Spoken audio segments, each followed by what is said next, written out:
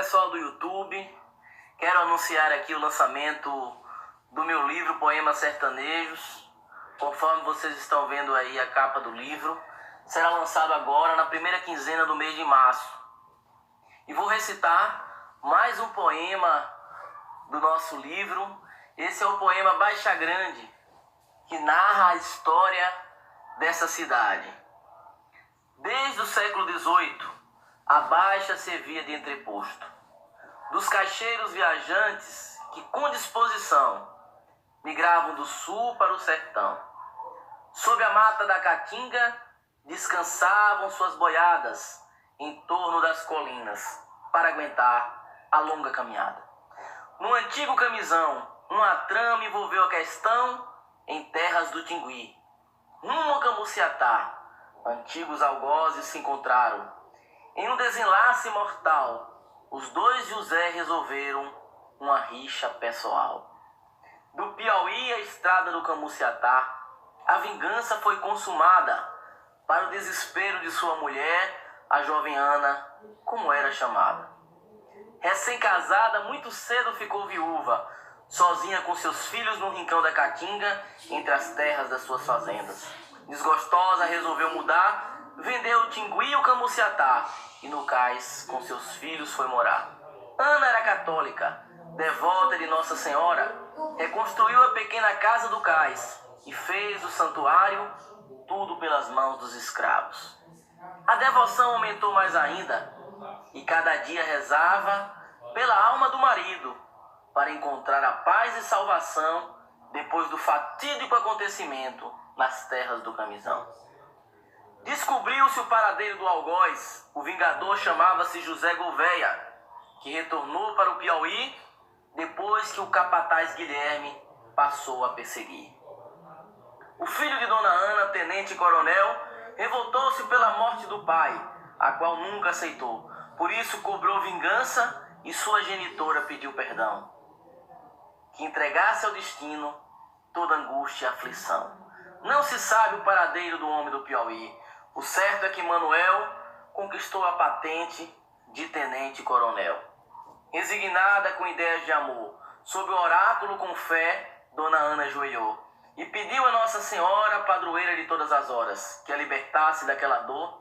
Foi mesmo nesta bendita hora que a promessa elaborou sob os olhos de Nossa Senhora. O seu amor evocou, suplicando a santa que a libertasse de todo dissabor. Fez a promessa do destino, sair em peregrinação, carregado por um andor, das Caatingas do Camisão a Monte Alegre em louvor. Essa promessa se consagrou para aliviar a alma de José, que sem direção acreditava-se que perambulava pelas terras do sertão. No mês de setembro da Caatinga saíram, em uma liteira, Dona Ana e a família inteira, do cais no Camisão para Monte Alegre, também no sertão. Uma viagem longa ao ritmo de oração, uma peregrinação santa que se tornou tradição nas terras de Santana do Camisão. Dona Ana era conduzida pelos escravos em uma liteira, e a cavalo marchava o primogênito da família, Ribeirão, como era chamado o Coronel Manelão. Muitos fiéis seguiam a romaria em festa sagrada e não profana, mas no caminho paravam para descansar, em uma baixa em que tropeiros já eram acostumados a parar. Dona Ana, muito crente no resultado de sua promessa, encontrou a paz com a romaria e continuou a cada ano a fazer a festa com esmero e alegria. No cais a calma retornou. Depois de certo tempo, Dona Ana novamente casou sob a quiescência do filho Manuel, que dava sempre a palavra de coronel. Em um mês de setembro, depois de muitas andanças nas estradas da romaria, Dona Ana parou na Baixa, de modo especial neste dia. Olhou para o cruzeiro e o pé de jacarandá, avistou o horizonte, chamou seu filho e passou a expressar: Manuel, estou velha e cansada e não posso mais suportar essa viagem tão longa que parece no cais não vou mais chegar. E voltando de Monte Alegre, com todo o sacrilégio, olhou nos olhos do filho e pediu para construir sua capela, que era o propósito e o fito. Enxergou naquela baixa de tropeiros e boiadas, o lugar ideal para a sua parada. E assim Manuel se espantou sobre o pedido de sua mãe, replicando ser impróprio a capela na Baixa Grande, que era o propósito.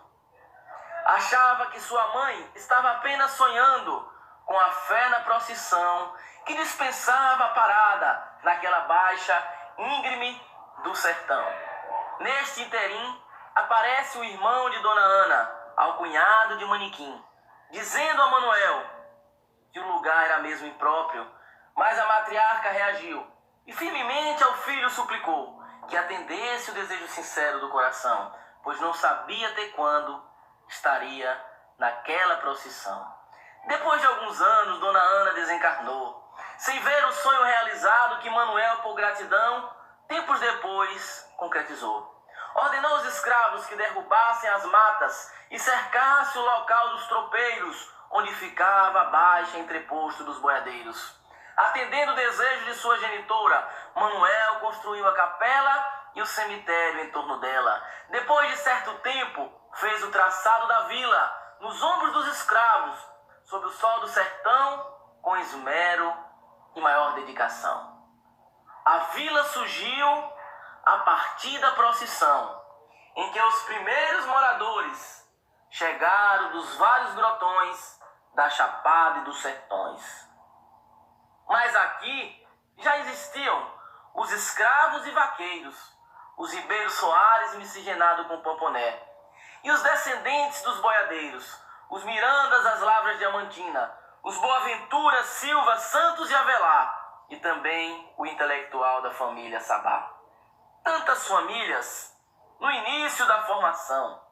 Fala-se do senhor Amorim, Presídio e Figueiredo, de modo que a vila emancipou-se, ganhando autonomia, sendo o primeiro intendente, o coronel de maior patente, Manelão, como se dizia. O primeiro prefeito que veio a governar, a figura de Vitor Carneiro, não se pode olvidar. As disputas oligárquicas faz parte de sua história. Famílias divididas pelo poder, Pomponé e Miranda, duas histórias em um só trama.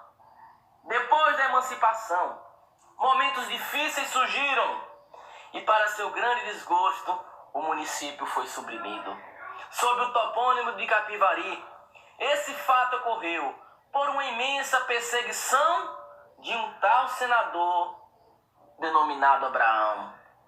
Mas o povo indignado lutou pelo retorno da cidade, que ganhou a autonomia livrando-se da Santa Luzia. Fatos curiosos transcorreram. Nesta grota do sertão, na disputa com Monte Alegre, houve outra emancipação. Desta vez foi um conflito que os tropeiros travaram, uma luta de facão no Morro do Cesto, nas trincheiras da Viração.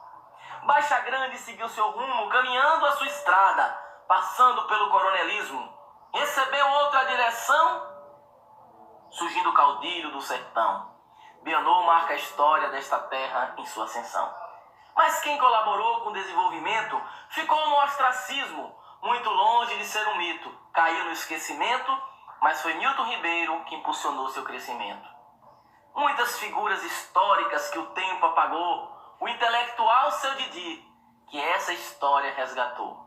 Nos dias atuais ainda lembro com saudade da juventude desta cidade, do jovem amigo Renan, de outra geração, mas foi símbolo de coragem de uma Baixa Grande que não tem idade. Ainda lembro nos meus dias do intelectual César Cutias, foi fiscal do Estado, apaixonado pela política da cidade. Ninguém pode esquecer do exemplo que contagia, Juraci Bigode foi nesta cidade, verdadeiro exemplo de caridade. Baixa Grande foi pioneira na Revolução, pela mão do jovem José Ribeiro, que fez a reforma agrária no Caldeirão. Os amigos da praça, do tempo, da igreja, do futebol descalço e das eternas brincadeiras. As micaretas de Baixa Grande no camarote da alegria. A dança contagiava o clima da Baixinha. A data tradicional de 8 de dezembro, no Clube 5 de Março, era tanta boemia. Todos os jovens querendo as alvoradas inesquecíveis que terminavam no outro dia. O tempo da Senec formou centenas de jovens, fomentando o desenvolvimento para diversas gerações ao longo de décadas neste sertão. A Casa do Estudante, que foi implementada, abrigou os jovens do sertão que foram estudar em Salvador, tornando-se profissionais liberais, outros chegando a ser doutor. Ah, Baixa Grande, terra querida, olho para o futuro e vejo a tua alvorada florescer no Piemonte da Chapada. Cidade adulta de tanta história, da Praça da Igreja à Rua do Fogo, o Tanque da Nação, os Olhos d'Água e a Rua da Conceição.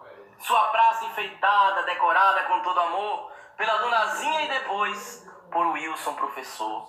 Tempo, precioso tempo, em que lugar ficou Baixa Grande aquela história? O sonho, o ideal e o sentimento, terra de talentos, de homens e mulheres cordiais.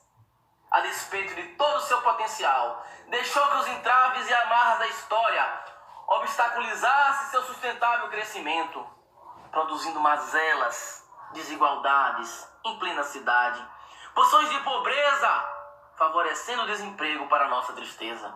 Ó Baixa Grande, que seu povo desperte para a consciência plena de cidadania e não deixe que velhos hábitos prevaleçam a cada dia. Que a independência do povo seja um fator primordial, impulsionando a igualdade entre os diversos segmentos sociais. Mas a vergonha nacional estende em seu solo, a classe política não se renova e com o povo não se comove. O clientelismo e o favor predominam neste sertão e a ausência de ideais faz da política uma profissão. Baixa Grande, da minha infância, para sempre vou te amar. Nasci neste torrão, o mais bonito do sertão.